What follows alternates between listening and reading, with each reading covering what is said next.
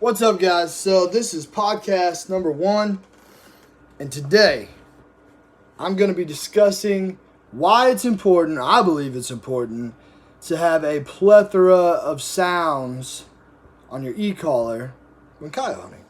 So I actually just finished an article on this. It's going to be available through Predator Tactics. I'm not real sure how Jimmy's going to put it out there, but I feel like it's a pretty good article. I'm going to touch on some of it during this podcast. So why is it important to have a variety of sounds on your e-collar when you're coyote hunting? For one, so in the article I kind of related to this. Like the first time you heard, like Eye of the Tiger, it's like awesome, and you listen to it over and over, but after a while, like it kind of gets old, and then like before long, like you literally hear like the first 3 beats and you know exactly what song it is.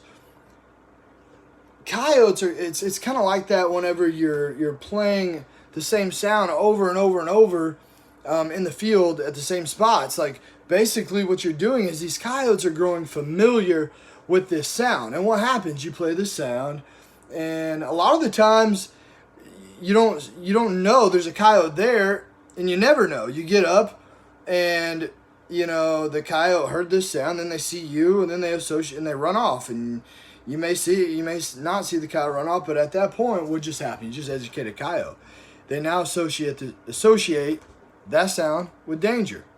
Or you call multiples in, you shoot one, he watches his buddy drop, he runs off, and now he knows whenever he hears that sound, he's not going to be near as like gung-ho to come running into it after, seeing his buddy drop and then World War III start and bullets are zinging by his head.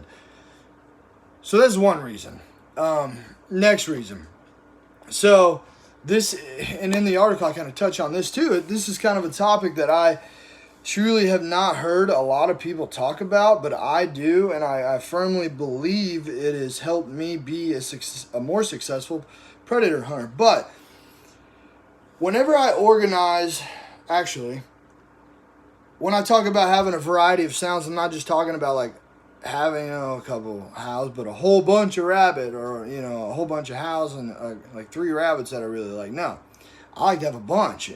And here's how I organize them. I organize them from the most subtle to the most intense, or as far as howls go, like subtle interrogation to most intense challenge howl. And I do this because I start my stands out subtle. Whether first or actually I howl a lot during the day too, but a lot of the time, like when I start every time when I start a stand out with a howl, I always start out with a subtle interrogation howl. I do this because if there is a submissive coyote in the area, not all coyotes are territorial and not all coyotes are aggressive. So if you start out with an aggressive howl, you're likely going to spook off a submissive coyote, and that kills your chance right there, killing that coyote. But if you start out with an interrogation howl and there's a aggressive coyote in the area and he challenges back, then you step it up to a more intense howl. So you're going down on your list. You might click and I mean I get even like I listen to these sounds and I'll listen to which challenge howl is more like vicious or more intense and like go from there. But interrogation, you get a challenge in response, stub it up to a more intense challenge. I do this with rabbit too. Whenever I play my rabbit, I start a standoff with rabbit, I'll play like a subtle but soft baby cottontail, and I do this because if there's a coyote close, I'm not blowing him out of the water. I'm just giving him enough, sound or stimuli to spark their interest or curiosity. I'm not starting out with the loudest jackrabbit I have, just out there screaming on 40 and blowing them out of the water right out the gate. But if I play this baby cottontail and I'm fluctuating the sound volume up and down throughout, within a, 8-minute period and nothing shows up, then I might switch over to a more intense, violent rabbit sound. And then I'll beef up the volume some too.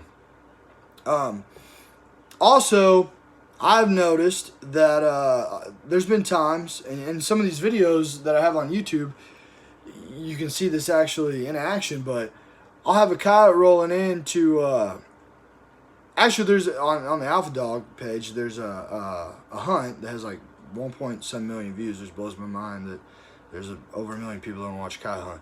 I mean, but anyways, this coyote, I literally have tried like everything, and it's been like 45 minutes, and this is the biggest coyote I've ever shot in Missouri. It weighed almost 50 pounds, but he was old. He's been called at.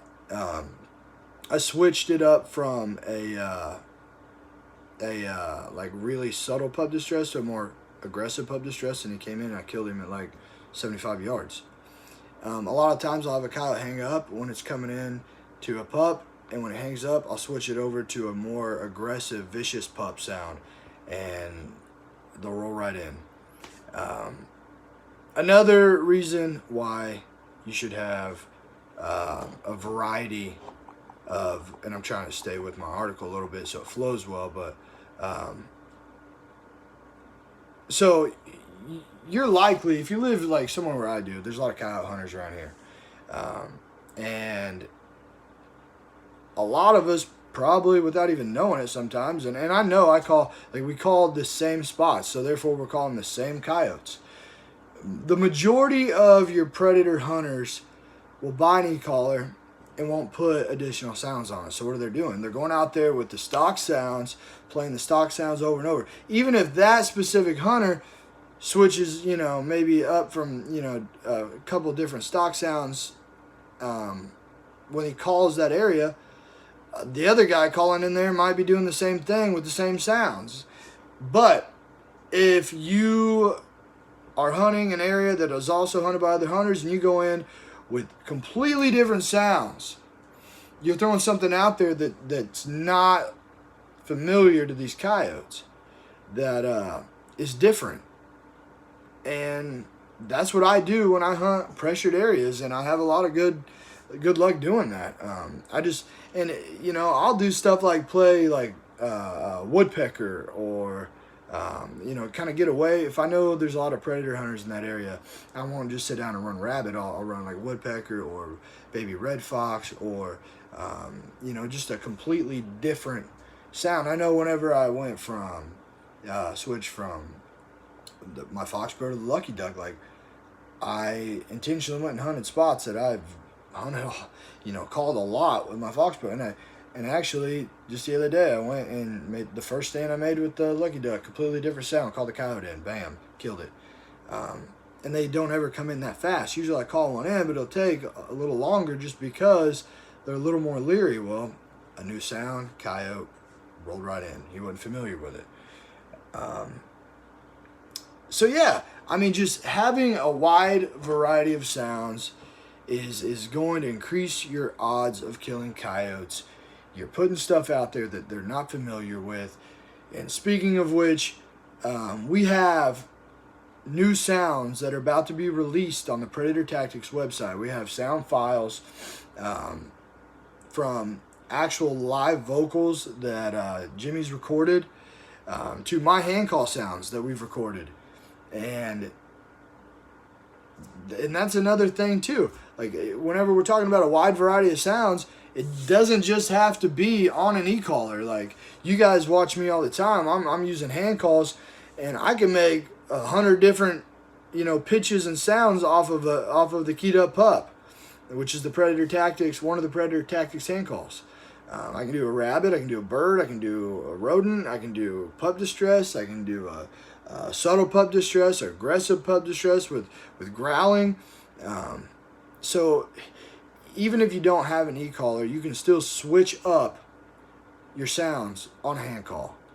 All you got to do is change your the amount of pressure you put on the reed, your mouth placement on the reed, and I could get way into this, and this might be this actually would be a really good topic for another podcast in the future, but changing up the amount of air pressure you put through it, you can do a lot of things on an open reed hand call. So I hope this was helpful. Coyotes are super unpredictable, but they're smart. So it just makes sense to be an unpredictable predator hunter by throwing sounds out that aren't familiar to the coyotes. Don't be repetitive. Don't be predictable. And if you do that, you're gonna kill more coyotes. So, thanks for tuning in. I will have another podcast next week. Not too sure what the topic is yet, but it'll be a good one.